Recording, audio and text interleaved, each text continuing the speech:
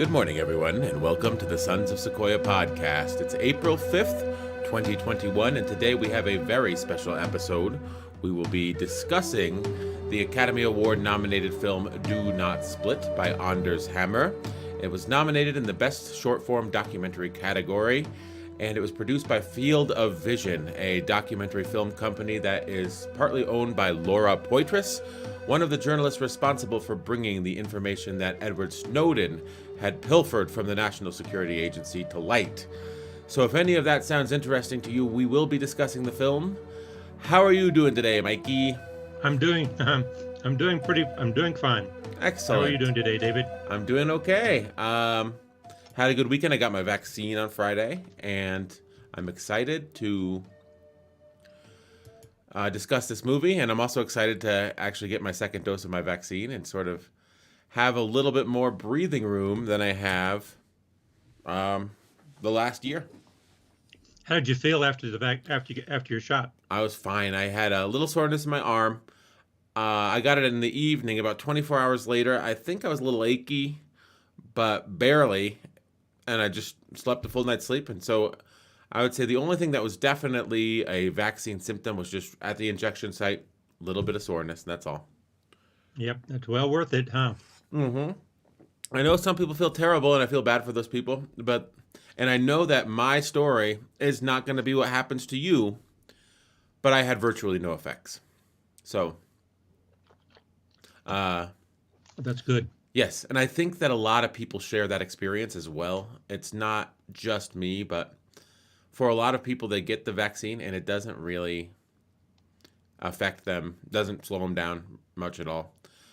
But today we're talking about something that's quite interesting to me, and I think the movie itself, I know it wasn't your favorite documentary short because we've seen all but one, but it is important. It covers an important topic, and it's a fluid and ongoing situation with this movie, and we'll get into not only the movie itself, but, China, because of this movie, has just made some moves. They sure have. So even though when I saw the film, I thought, okay, I was ready for a story, but then I was impacted by something that was extremely serious. Mm-hmm. And after you go away from it and watch the movie, I think you're going to bring out some very, very good points about this film. But you go away and start thinking about it, and the implications of what's happening there in Hong Kong are very serious. Yes. And it's kind of like bringing to light things that have always been there, but now how far in depth and how far in breadth does that go? And I think it's just a tip of the iceberg. And I think that the movie is going to be, the impact is going to be far, far reaching than just the issues that they're talking about. Mm-hmm. And you look at the young people fighting and protesting, and I guess there's some sort of comparison to last year, the civil rights protests after the brutal murder of George Floyd by Officer Derek Chauvin, who's on trial now, and I hear that the chief of police of the Minneapolis police is going to testify against him today. Wow. So I think they've decided in this one case, we're not going to let the guy go free. He's our sacrificial lamb, and we can get back to indiscriminately killing people of color after this. But that it's similar. You're absolutely right, David. It is similar. But I think when you start looking at digging deep into the causes of this, I think it's much deeper and it's very different. I know that, equality, civil rights, freedom from police violence, they're important causes. But when I watch Do Not Split, and the movie doesn't do a good job really of explaining this. The movie is sort of like fly on the wall.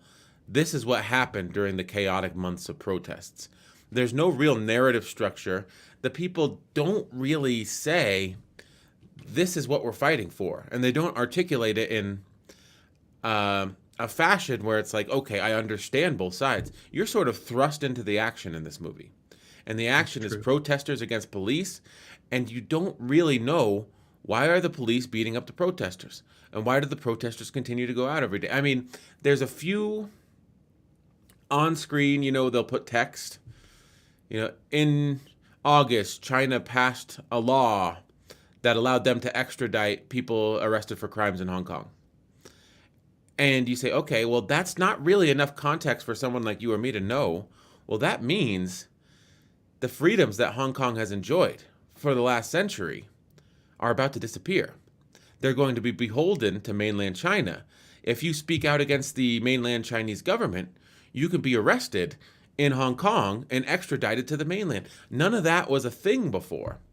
And so Right. I don't want to sort of minimize the George Floyd protests and the need for civil rights in America. But these people in Hong Kong, they're out there protesting for their freedom. They're out there protesting for freedom of speech, freedom of assembly. They're these fundamental rights, which really haven't been denied to Americans. So that context I don't think it's really explained very well in the movie, but that's not the movie's point. The movie's point is to say, here's this guy, Anders Hammer, and I think I had I'll pull up the thumbnail again real quick. Do Not Split by Anders Hammer. He's a Norwegian documentary maker, and he's known for going into the thick of the action. I guess I don't have an article pulled up, but he's been doing documentaries all over the world in conflict zones, and he's known for running sound and video himself and getting into the thick of things and just seeing what's going on in the middle of the protest. And that's what Do Not Split was.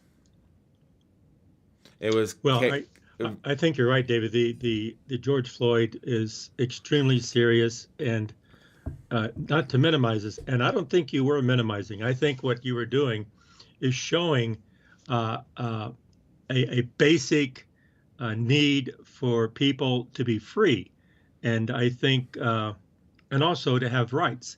But I think the difference, there's similarities, but there's also differences, and not to minimize the similarities, but to magnify the differences.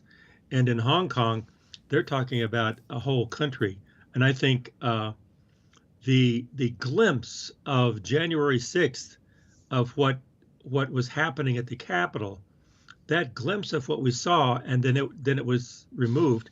I think we see in Hong Kong the last 2 or 3 years, and this wasn't just one event in Hong Kong. He went back a number of years about the documentary, and it was really about landmark events that happened over those years. And so you're right, David. There's a lot going on in our country and the world. So this is not just that's what I mean. When you look at what's happening and the forces and the causes, that it's worldwide, but China has a lot of power, and they're starting to flex their muscles, and what's going to happen in Hong Kong in the future, or even right now, and what's going to be there in the future for the people of Hong Kong, it's really kind of sad. Yes. And again, a lot of people say, what happens to someone across the world, across the globe, affects us. It's part of the human race. And I do have one article pulled up. I'll pull it up right now. And we can get into this discussion a little bit later. But it's about how, for the first time in 50 years, China will not broadcast the Oscars because of Do Not Split. And we can get into the nuts and bolts of that article later. But that's an important talking point about how China operates. They don't like the fact that the Academy of Motion Picture Art and Sciences felt like this documentary was telling a story worthy of a nomination. So in one category, Best Documentary Short, there's one film. And the film, and I think maybe it's because Anders Hammer wants to travel back to Hong Kong, the film talks to people, but it doesn't overtly have a biased standpoint. China's horrible. It just says, why are you protesting? And these people say, well, if we allow mainland to control Hong Kong, all the freedoms we've enjoyed for the last 100 years will go away. And the actions of the police and the subsequent actions of arresting, I can never remember the guy's name, but he owns Apple Daily, the largest paper in Hong Kong, and he's pro-Hong Kong, anti-mainland. They waltzed into the Apple Daily offices and took that guy away in handcuffs. He's in jail in the mainland now, and he'll probably never be free. And that's a guy that owns a newspaper. Imagine if they did that to Jeff Bezos. He owns the Washington Post, or the guy that owns the New York Times. They waltz into the New York Times office and take him away in handcuffs, and you never see him again. That's unthinkable in America. But the thing is, 10 years ago, that was unthinkable in Hong Kong. So the situation on the ground has changed. That's the severe implications of what's happening over there. And if it can happen there, it can happen anywhere. Yes. And don't think it can't happen here, because it can. And that's why it's important for us to know what's happening and to support the different people around the world. And I remember, we get an American-centric view of these issues. And I remember when the protests started, an executive for the Houston Rockets said, "I stand in support with democracy in Hong Kong." And China, the mainland China, immediately moved to say, "You need to contemn this guy or we're going to stop your NBA contracts." And LeBron James came out and he's like, "This guy's an idiot. He doesn't know what he's talking about. He needs to think before he opens his mouth. He can't say he stands with Hong Kong. Like, we have a lot at stake here." And I always thought LeBron was, LeBron, he's more or less a good guy. But China's financial stake in the NBA, I think, supersedes his feelings about whether or not democracy is allowed in a place that, that financial juggernaut wants.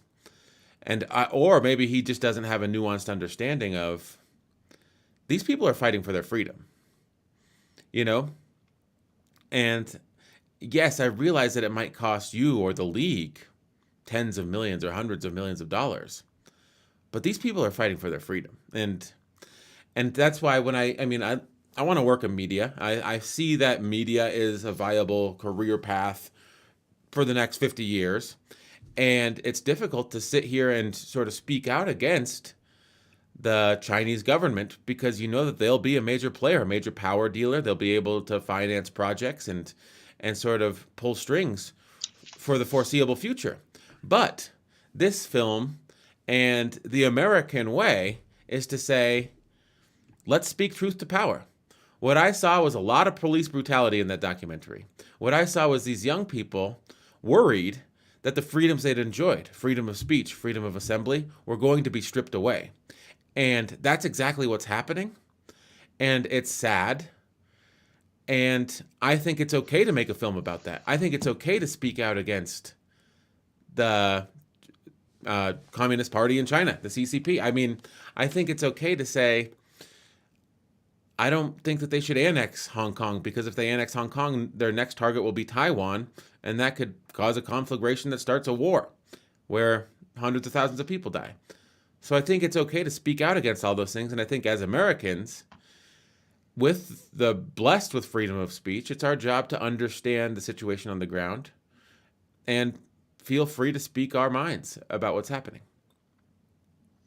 Well, getting back to China and the NBA, another way to look at it that I think is very, very, very important to look at is that, yes, they are fighting for their freedom in Hong Kong. And as you said, David, they're fighting for their freedom. But Hong Kong is a country that has connections in the United States. So you could argue they're fighting for our freedom as well. Mm-hmm. Because the stronger China is with Hong Kong and Taiwan, the stronger they're going to be with everyone around the world. But Hong Kong is not a country. No, it's not. It's just, what I'm saying is, it's the beginning. Mm-hmm. And so as they start flexing their muscles, as they start moving, now they're starting to influence even elements of the United States. Yes. So are they fighting just for their freedom? Or are they fighting for just the freedom of free people, mm-hmm. which is us? Yes. So that's what I mean. You can't ignore these things on the other side of the world, other side of the globe. Says, doesn't affect us. It does affect us. That's what I'm getting at. So you look at these people, and I guess you're suggesting they're fighting for freedom everywhere. If wherever they're fighting for freedom, in a sense, Yes. because China is going to be everywhere. Yes. China can be everywhere. Uh, when a country becomes stronger, flexes its muscles, and as it gets stronger and stronger and stronger, power will just spread. And so, if you let it spread, it can go worldwide. Mm-hmm. And we've seen that in the civilized country. Look at the history of man; it's happened over and over again. Yes. And I think China gleefully pointed to our protests and said, "Don't tell us how we should handle protests. You just gassed a bunch of people outside of a church so that your leader could walk across with a bunch flanked by a bunch of military men and hold up a Bible upside down. Like, why are you telling us how to handle our protests?" And that is an unfortunate what about, because yes, I think that people's peaceful protests or civil liberties were violated during the George Floyd protests in America, but I don't think that had those protests not been successful in America, and some you could argue their level of success, but I don't think that Americans' freedom was on the line. And I think in Do Not Split, what we saw, the reason why these people were willing to endure this, the reason why these people were willing to take these risks, is not because they were fighting to get freedom, is that they knew what they had. They were fighting to keep their freedom from being taken away from them. And I think that's a fundamentally different reality. When you know what you have and you know that it's going, it's difficult to see it go. That's right. Well, uh, you can draw similarities to the United States, and that's fair. But you can say, well, see, you're not you're what you're doing is wrong too. Well, two wrongs don't make a right. Mm-hmm. And so, yeah, there were people demonstrating, in some cases rioting. Some people were there for the right reasons, some people were there for the wrong reasons. Mm-hmm. And the people there for the right reasons left, and the people stayed with the wrong. The point is, two wrongs don't make a right. Yes. You still have to fight for the right. Freedom doesn't come easy, and they're fighting for their freedom, and you can't really abandon them. You have to. It's as anything else in life. It's not easy. No. It's very, very difficult. It's even difficult over here. I think we can't. We got to be careful we don't support one side over the other, or we don't support eliminating freedom in the world, no matter where it's at. Mm-hmm. That's what I'm trying to say. Well, I do think that. So the history of Hong Kong is that it was a British protectorate until 1997, I think. I'm just doing this off the top of my head. At which point they gave it back to China, and it became Hong Kong SAR. We were in Hong Kong SAR 15 years ago or so, a special administrative region. Now, what that meant, SAR, their back of the envelope slogan was one nation, two systems. So when you would pass into Hong Kong, I believe when we took the train from Shenzhen to Hong Kong, there was like customs. It was like a border almost. And we got our passports taken at the Hong Kong border. We got into Kowloon. We made it to Hong Kong proper, the island. And they don't use the Chinese RMB, the yuan. They use Hong Kong dollars. And so the currency is different. And the access to media, I had my laptop. I couldn't get on social media in the mainland. I could get on YouTube and Facebook and all the social media sites once I'd reached Hong Kong, because they had a different system. So the great firewall of China that sort of prevents Chinese nationals, Chinese citizens on the mainland from accessing information and accessing the whole breadth of information that's available in the world, it didn't exist in Hong Kong. So once I got to Hong Kong, I could sort of, go on Facebook and say, hey, look, I was in China the last couple of weeks or whatever. And I couldn't do that when I was in the mainland. And those were just my impressions from, 2007, that Hong Kong was fundamentally different. Hong Kong was far more like a Western nation, and the authoritarianism and sort of heavy hand of government, and this is before the Xi Jinping era. This was during when Hu Jintao was the leader of China. But even back then, the heavy hand of Chinese authoritarianism was evident to me just being in the two different places. And if I was able to see that in my 1 month in China, I guarantee you a Hong Konger, a Hong Kong native knows they don't want this other system. They want to stay with the Hong Kong, open access to information, open access to communication, freedom to speak your viewpoint without being hauled away to a prison in the mainland for the rest of your life. And that's what they were fighting for. And while we were there, while we were in Hong Kong, I think it was down southern, that we even had experiences with the Communist Party. You mean We even mainland? had meetings when we were in the mainland. Yeah, not in Hong Kong. No.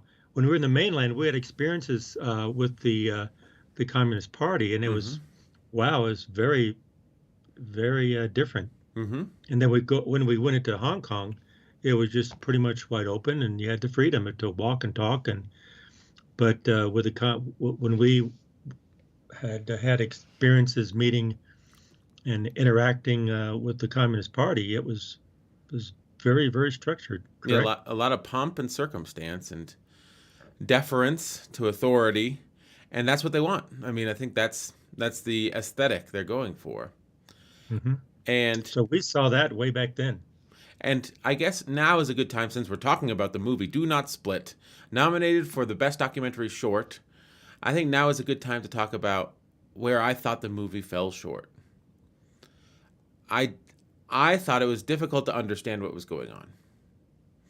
And I did think the goal of the filmmaker, Anders Hammer, he achieved his goal. And the goal was to put you in the action. The goal was to put you on the ground level, point of view, in the protests. And you were there. You were there with the protesters for 25 minutes, 30 minutes.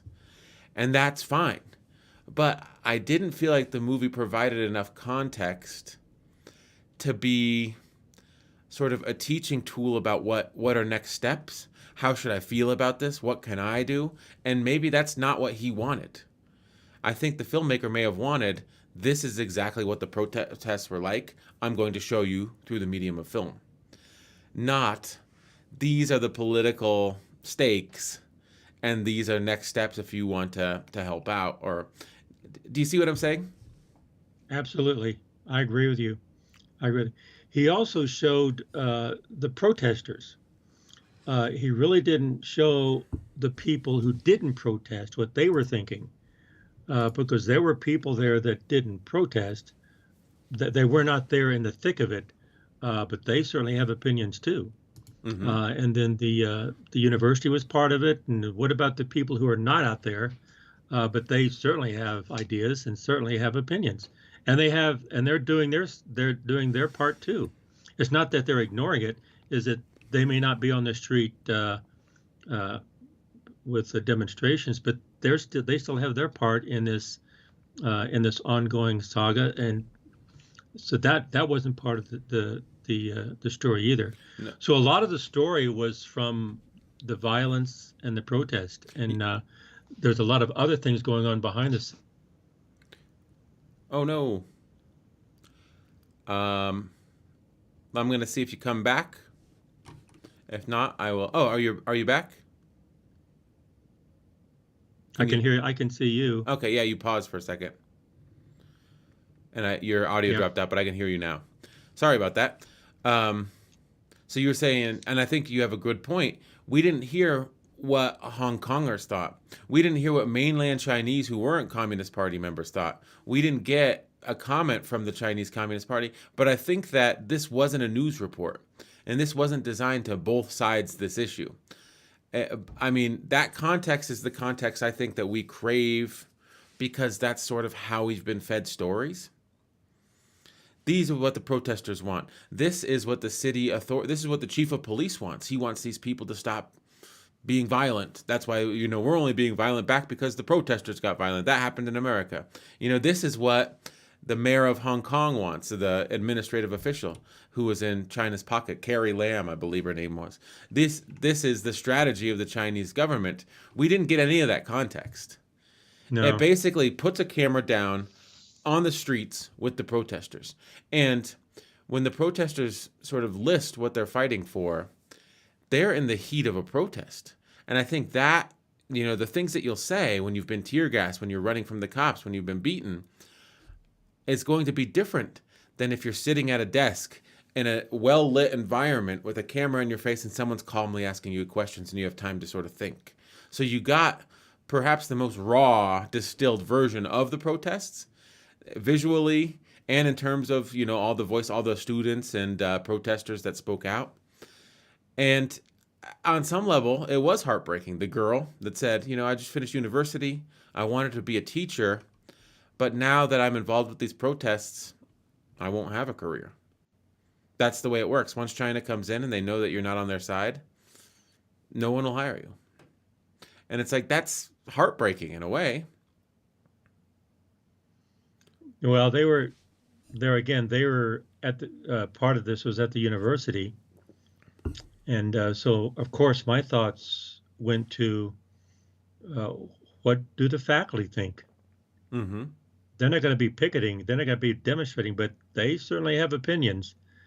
So what are they going to think, and what are they going to say? And I think a couple of times there were some people within the university speaking, not just students, but I thought of that. What do they think? What are the people who are in Hong Kong that don't demonstrate? What do they think? Mm-hmm. Are how many people in Hong Kong? All different sides of the story. I guess that's part of the American in me. I want to hear everything. I want to hear Mm-hmm. both sides of the story to see what's really going on. And But the point is, that we're wasn't the seeing the point. actions. Yeah. But that wasn't the point of the movie. It wasn't the point of the movie. That's right. And I think I think we've covered the movie now. The movie shows the protest from a protester's eye view, and it does it very compellingly for 30 minutes. You're not going to get any additional context. It's basically this is the protester's point of view of the protests in Hong Kong. And if you want to learn about it, the movie, I think it's going to inspire people, and I think this is what they're hoping for, to go out and educate themselves more about the Hong Kong protests. The question is, it's over there. Kowloon is, attached to the mainland, and Hong Kong is just an island. It would be like if Russia were, were the contiguous U.S. and Manhattan Island was its own thing, and then Russia sort of decided to take it over. It would be like that for the Manhattaners. But I think this is a good opportunity to talk about some of the context around the documentary. I'm pulling up an article from IndieWire, and the headline is, "As China Bans Oscars Broadcasts, Do Not Split Proves the Power of Short Film." So I think maybe we can go through this article and then call it a day. Okay. Sound good? Sure. Okay. Filmmaker Anders Hammer braved tear gas, rubber bullets, live rounds, and pepper spray to shoot Do Not Split, a riveting 36-minute documentary that puts viewers on the front lines of Hong Kong's pro-democracy protest. Given that, he's not afraid of a little censorship. Produced by Field of Vision, the agitprop nonfiction film company that co-founded by Citizen4 director Laura Poitras, Do Not Split captures the Hong Kong demonstrations from 2019 through the developments of 2020 with terrifying immediacy. It's impossible to look away as protesters face beatings, surveillance, and arrests for exercising their right to assemble and free speech. It's no wonder the film's Oscar nomination has Beijing on high alert. Now, I want to get into this.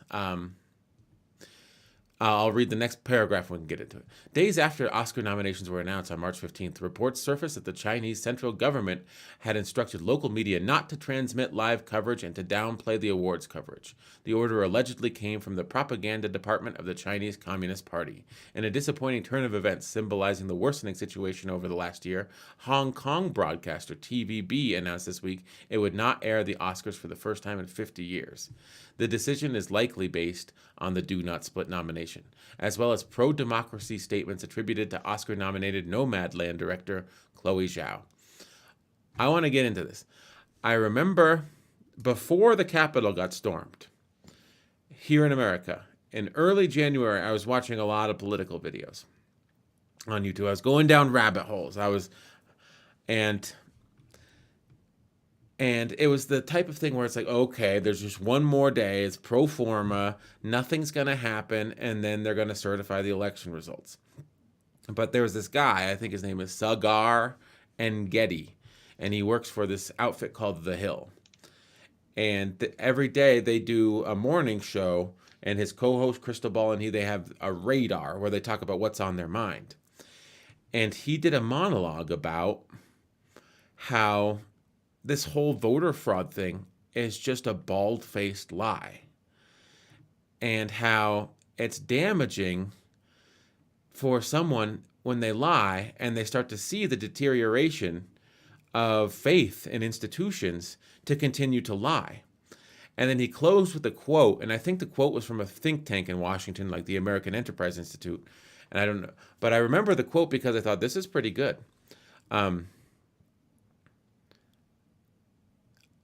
The quote was, "If you're in service, you don't serve your constituents by lying to them.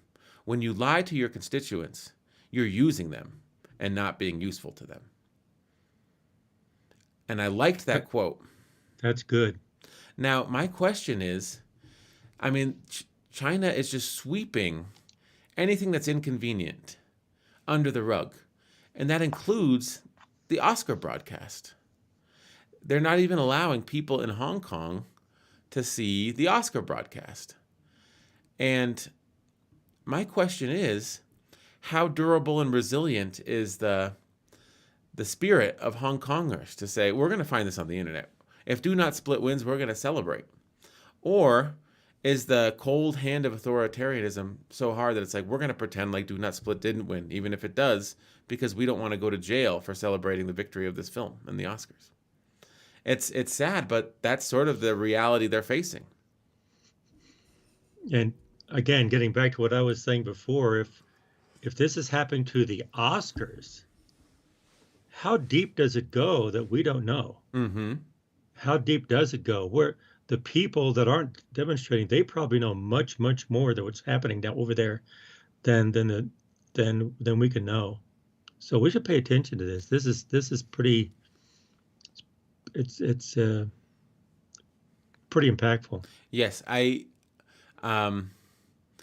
there's so much stuff that we don't know because it's not a story here in America. I remember the story of Fan Bingbing. Do you recall that story at all? No. I want to pull up the Wikipedia so I get it right. This is my back of the envelope trying to remember. Fan Bingbing was a Chinese movie star, television star, singer, producer. She rose to fame, and then she went, in Hong Kong in the West, and she had Instagram pages, and she started speaking her mind. And then one day she came back to China, to film a movie or whatever, and she was taken away. And she disappeared. And I think it was for a period of 3 or 6 months. She was sent to a re-education camp. And when she came out, she said, I am sorry for that. Oh, they got her for tax evasion. But she said, I'm sorry for making any statements against the Chinese government. I know now that I need to pay all my taxes. Even if I star in a movie in Hollywood, I should pay the Chinese government taxes at the rate that the U.S. government pays me. Something like that.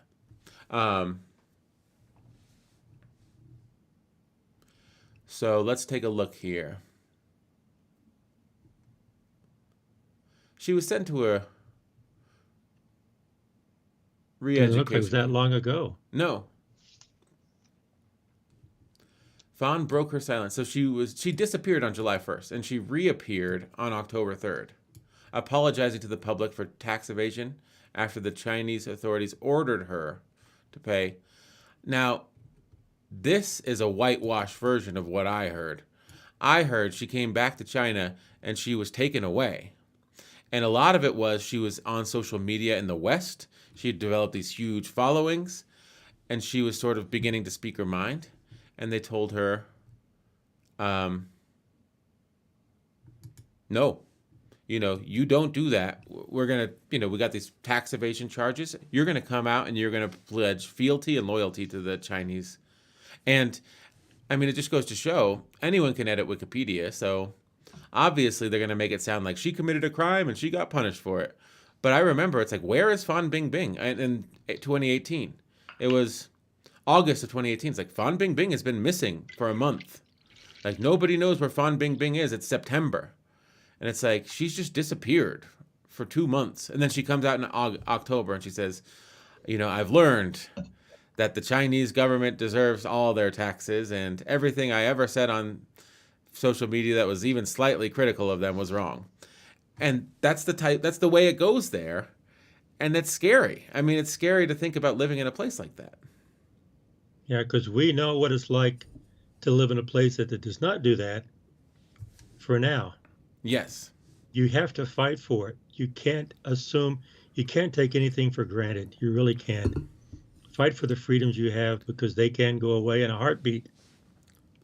Now, I guess my question is, and I guess I'm naive in thinking that Americans know the whole story because I'm sure there's things that go on at a governmental level. I'm sure that there's things that go on in terms of American justice that we don't know about, that if we did, we would be disappointed in our own justice system. And I guess the thing is, with freedom of the press here, and I could publish anything I want.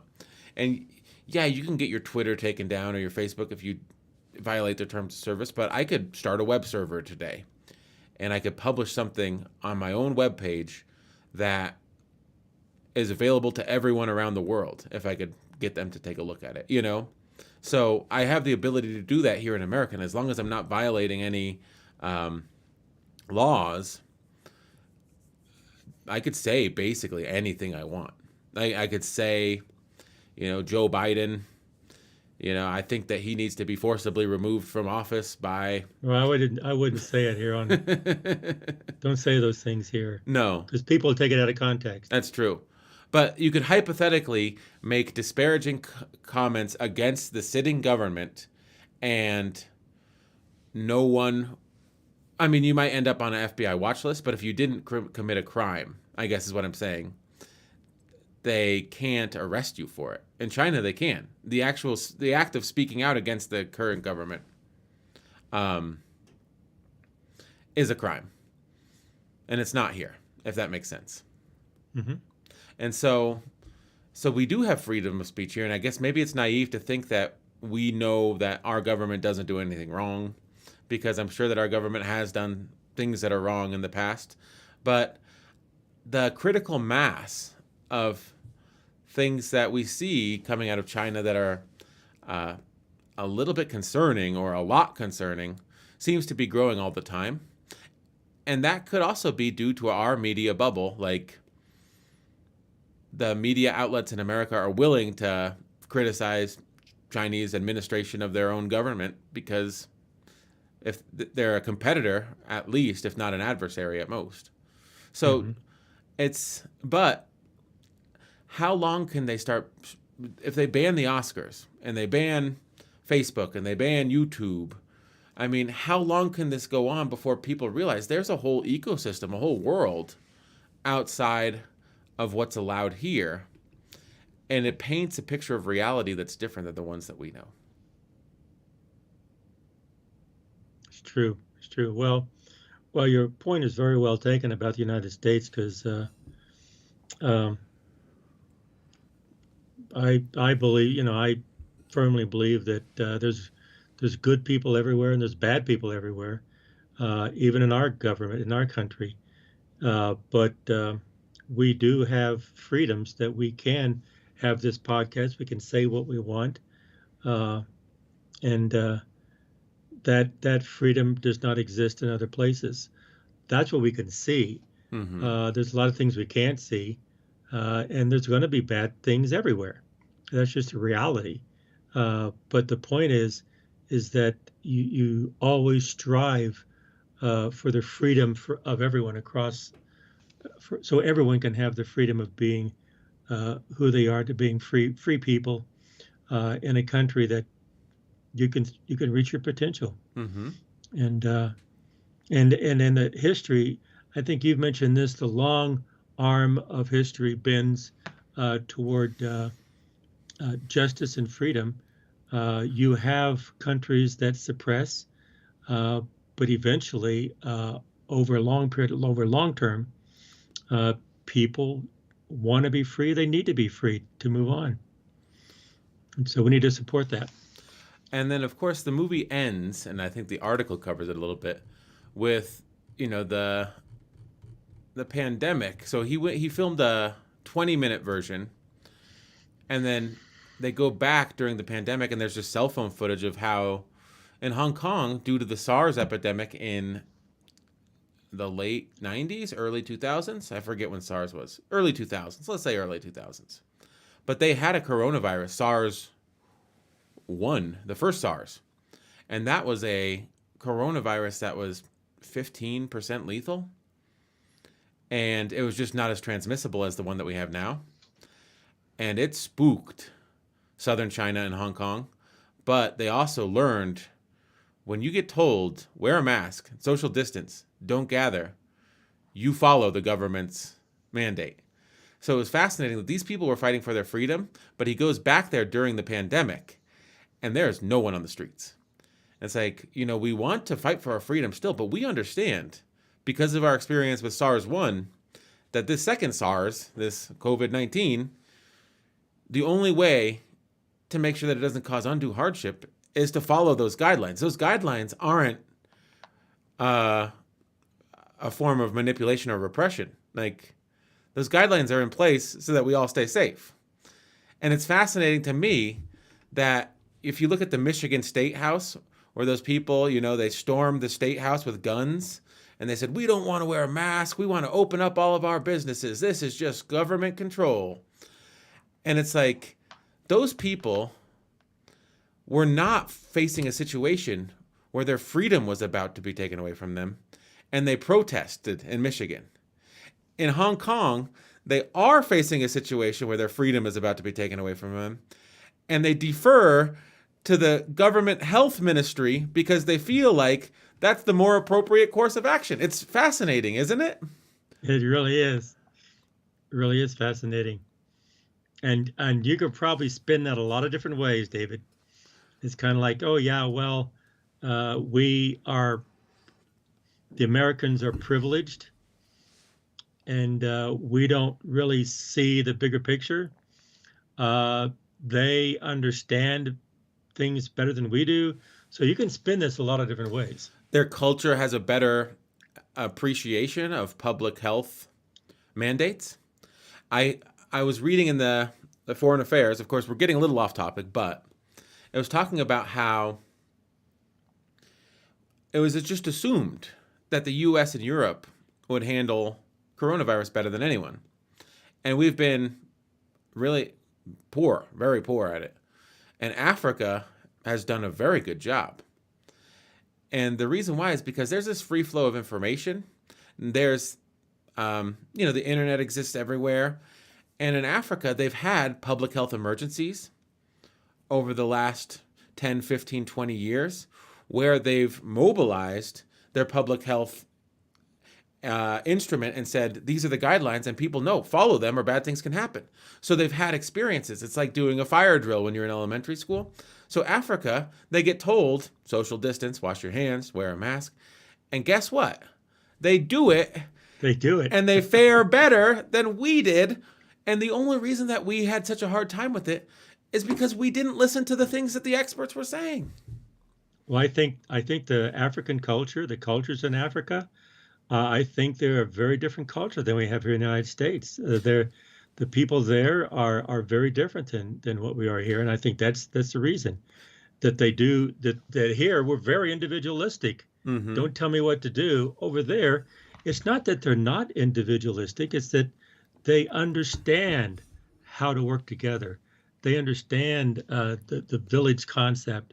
And I think the cultures over there, from what I've heard, from what people from Africa tell me, that it's very much that you come together.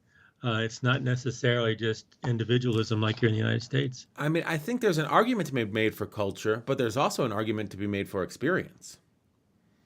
That's true. So their experiences with Ebola or other communicable diseases that they've worked to eradicate or greatly reduce have given them skills and knowledge, not just knowledge. Everyone has the knowledge. Let's just say everyone has the knowledge now.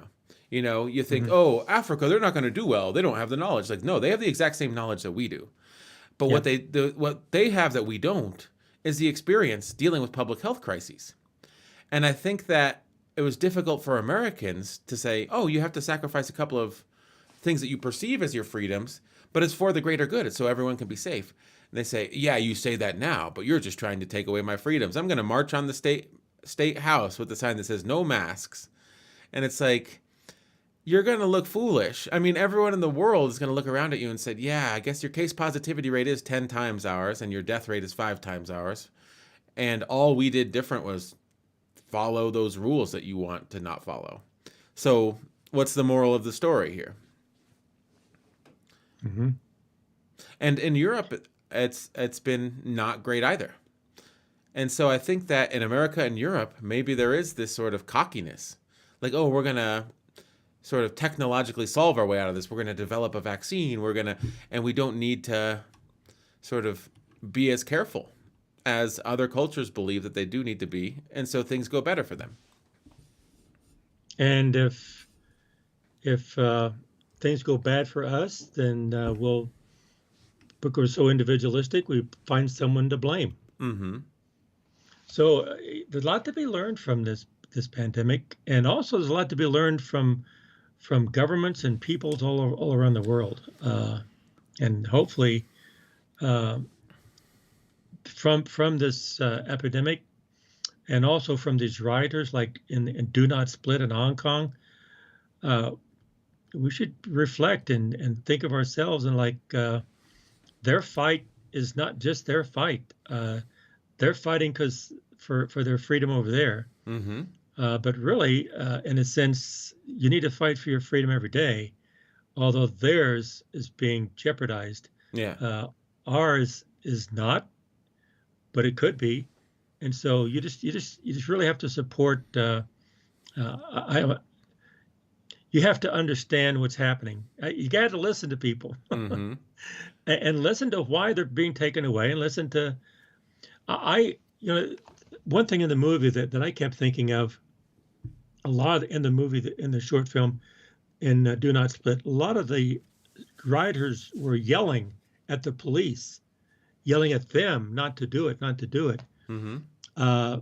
But I would be interested to know why the police were doing it, because those police were from Hong Kong, I would imagine. Maybe they're mainland Chinese. Were they mainland Chinese coming in, or were they Hong Kongers, or we don't know that. But if they were from Hong Kong, ask them why. What do they think? Do you understand what you're doing, or do you agree with that because you're a citizen as well? Mm-hmm. And there's a lot more questions that could be asked. Okay, and I think maybe we'll wrap this up, but I want to read the last 2 paragraphs or the 3 paragraphs of this article, and then we can discuss that and then close it. Okay. Editing down 140 days of recorded footage to 36 minutes of film was another challenge. But Hammer always knew Do Not Split needed to be a short. I like the power of short documentaries, and that's what Field of Vision specializes in. Field of Vision is the production company. It works really well online. I think more people tend to watch a short documentary, which is published in a way we try to make it accessible. It's open for anyone to watch now. You do not have to pay to watch Do Not Split. We've talked about that before. You put your documentary on YouTube or free on Vimeo or whatever.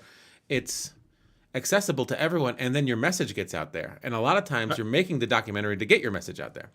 I agree with that too. I totally agree. And this goes back to Sue, who was um, one of the protesters profiled. Though she's optimistic about the film's Oscar nomination, Sue was not at all surprised by the Chinese central government's decision to censor the Oscars broadcasts.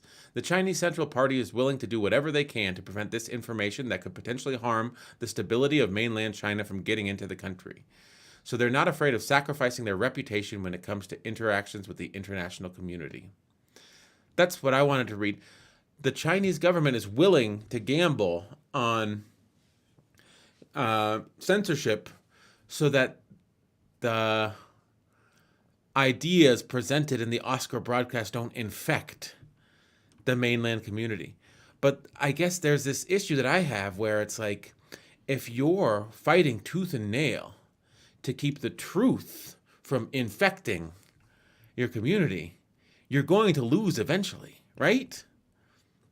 You would hope so. Yeah. Eventually, yeah.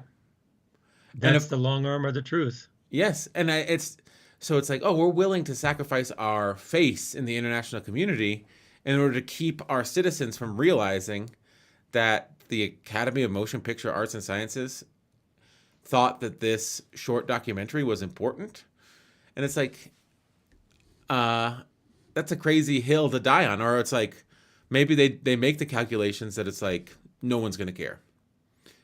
And if you keep withholding the truth is lying to your people, and that's just using them. Mm-hmm. It's not really leading them. So that's not leadership. That's usury. Yep, it's using them. People get tired of that. It's using them, not being useful to them. It's using them, not being useful, and in long term, it's not sustainable. Mm-hmm. Well, I think we've covered a lot of Do Not Split. And it was good. And I also think that your initial impression of it was well taken by me. It was confusing. Because we just watched A Concerto Was a Conversation, which is also nominated. Colette. Those are films with a clear narrative. Even A Love Song for Latasha. A clear narrative. It's telling a story. That story gets told, and there's some resolution. With Do Not Split, there's no beginning. You're thrust into the middle of the action. And there's no middle. The action continues until the final frame, basically. I mean, there's the epilogue with the, now that we're in a pandemic, we don't protest, but these ideals mean just as much. That was sort of the ending. But they're still in the middle of this fight, and they're probably going to lose. And it's not like these other films we saw where there was a beginning, middle, and end, where it's like, okay, we have this story. Let's document the story. This story is unfolding. Let's start in the middle and end in the middle. And that's why I think that the first thing I said was pretty confusing. Because, if a riot breaks out, and then you bring in your camera and you film, and then you leave before the riot's over, it's going to be a chaotic piece of film. And that's what Do Not Split was. Well, I would say that, yeah, I was expecting a story. It wasn't a story, and that's confusing. But then again, when I started thinking about it a little deeper, and after thinking about it after I left, I've been thinking about it a lot. I said, I totally agree with the production company. There's a case for these short films, these documentaries, to raise the issue. Mm-hmm. This is not solving something. We are in the middle of this. And these kinds of films really should be saying, here's the issues. And when you're in the middle of something like this, you don't know what's happening. Mm-hmm. You don't know what's going on, and you don't know how it's going to end either. All you know is you're there and you see what's around you. And so Anders Hammer's putting us right in the middle. Says, look, this is what's happening. And so it's not like telling a storybook story. It's telling real life, and this is the real thing that's going on. Yes. And so you don't know what's happening. And so there's a case for having these kinds of film to let people realize that life is not a storybook, and there's not always a storybook ending. And so wake up to say, reality is this. This was reality. Mm-hmm. And so let's think about, we're in the middle of it. Are we going to get through it? Are we going to get through and let them worry about it? Or are we going to get through it together as a world community for freedom? Yes. I think that's a good place to stop. I just want to say I wouldn't vote for this to win, but that doesn't mean it may not be the most important short documentary nominated this year. Very well said, David. Very well said. Because this is ongoing now. This affects us now. And who knows what this or things like this will affect our future in the world. Yes. And this also felt, I think the reason why I may have liked others more, as this felt almost like a pure documentary. Whereas the others were like, let's do these talking head shots. Let's arrange the action for maximum emotional impact. And let's sort of have this narrative structure that leads you to a very, like Colette at her brother's dormitory in the concentration camp. That's going to tug on your heartstrings. This was, let's put you in the middle of the action and unrelentingly, instead of I'll put myself, instead of a story structure, rising action, climax, falling action. This was, let's start at 10 and keep going at 10 until the final frame. And that's what Do Not Split was. But because it was a pure documentary, that was what the protests were like. And that's the urgency of the situation now. So we're going to blast you with the volume at 10 for 30 minutes. And you're going to walk away saying, wow, things are worse there than I thought. I don't know what's going to happen next, but I'm concerned for the future of Hong Kongers. Take it for what it is, for what he's saying. And he said it very well. Mm-hmm. Yep. So I think we've solved all the world's problems by watching this short film. And I think we can call that an episode. Is there anything that you would like to say? Are you ready to close us out here, David? I am playing the outro music. And I would just like to say, I've really enjoyed watching the short form documentaries. There's one more that's nominated that we can't find on the streaming services. It's called Hunger Ward. But if we do find it, we will review it prior to the Oscars, which are the 25th of April. And that's all I'd like to say leaving. Is there anything you'd like to say? Well, I support the short film too. I think there should be more of them. But the Sons of Sequoia here, the podcast, we want to say, keep on talking, but listen more than you talk and try to understand what the other person is saying. Bye.